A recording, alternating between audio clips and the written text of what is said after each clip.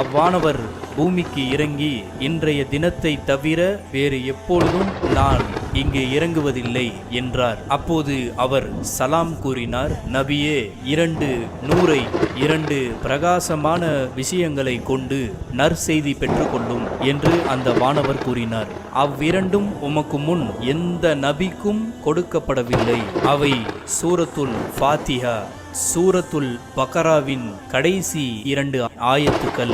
இதிலிருந்து எந்த எழுத்தை ஓதினாலும் அது உமக்கு கொடுக்காமல் இருக்காது என கூறினார்கள். ஆக அல்ஹம்து சூராவையும் அல் பக்கராவினுடைய கடைசி 2 ஆயத்துக்களும் ஓதிவிட்டு நாம் துவா செய்தால் அது கொடுக்கப்படாமல் இருக்காது என்று அந்த வானவர் கூறியதை இந்த ஹதீஸிலிருந்து நாம் புரிந்து கொள்ளலாம். முஸ்லிமிலே 806, நசாயிலே 912, இப்னு ஹிப்பானிலே 778 ஹதீஸாக பதிவு செய்யப்பட்டிருக்கின்றது.